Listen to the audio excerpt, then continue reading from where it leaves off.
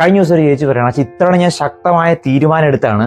പക്ഷെ ഞങ്ങളൊക്കെ ഇങ്ങനെ കൂടുമ്പോൾ അവരൊക്കെ ഇങ്ങനെ പറയുമ്പോൾ ഞാനും അറിയാതെ പറഞ്ഞു പോവുകയാണ്, വീണു പോവുകയാണ് അച്ഛാ, കുറ്റം പറഞ്ഞു പോയി, എത്ര ശ്രമിച്ചിട്ടും പറ്റുന്നില്ല, ആ ഒരു സാഹചര്യത്തിൽ വീണു പോവാണ്. ഒത്തിരി ആഗ്രഹിച്ച് പ്രാർത്ഥിച്ച് തീരുമാനമെടുക്കുന്ന ഒരു വ്യക്തി മറ്റൊരാളുടെ പ്രേരണ കൊണ്ടിട്ട് പാപത്തിൽ വീണു പോവാണ്. എത്രയോ ഗൗരവമേറിയ തെറ്റാണ്. ഇന്നത്തെ സുവിശേഷത്തിൽ ഈശോ പറയാണ്, പ്രലോഭന ഹേതുവാകുന്നവന് ദുരിതം എന്നാണ് പറയുന്നത്. അതിഗൗരവമേറിയൊരു പാപമാണ് മറ്റൊരാൾക്ക് സ്കാൻഡൽ ആകുക എന്നുള്ളത്. രണ്ട് പ്രധാനപ്പെട്ട ചിന്തകളാണ് ഇന്നത്തെ വായന നമ്മുടെ മുമ്പിൽ വെക്കുക.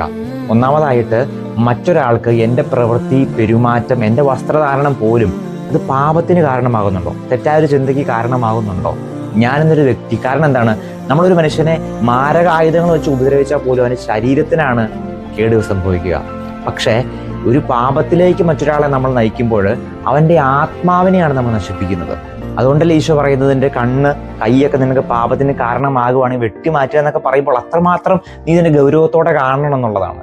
രണ്ടാമതായിട്ട് ഒരു ചോദ്യം ഉയർന്നു വരുവാണ്, ആരാണ് വലിയവൻ എന്നുള്ളത്. ഇവിടെ ഈശോ പറയാണ്, ഒരു ശിശുവിനെ പോലെ സ്വയം ചെറുതാകുന്നവനാണ്, തോറ്റുകൊടുക്കുന്നവനാണ്, വിട്ടുകൊടുക്കുന്നവനൊക്കെയാണ് സ്വർഗരാജ്യത്തിലെ ഏറ്റവും വലിയവൻ. അപ്പോൾ ഈ കൃപ സ്വന്തമാക്കാനായിട്ട്, കൃപ വർദ്ധിക്കാനായിട്ട് ഒന്ന് തോറ്റുകൊടുത്താൽ മതി, വിട്ടുകൊടുത്താൽ മതി, എളിമപ്പെട്ടാൽ മതി. എളിമപ്പെടാനായിട്ട് സാധിക്കുന്നുണ്ടോ? ഈ രണ്ട് ചിന്തകളും ഈ നോമ്പ് കാലത്ത് നമ്മുടെ ധ്യാന വിഷയമാകട്ടെ. പരിശ്രമിച്ചാൽ നേടിയെടുക്കാൻ പറ്റാത്തതായിട്ടൊന്നുമില്ല. അതുകൊണ്ട് പറ്റില്ല എന്ന് പറഞ്ഞ് മാറി നിൽക്കാതെ ഈ 50 ദിവസമെങ്കിലും ഒന്ന് പരിശ്രമിച്ച് നോക്കാം.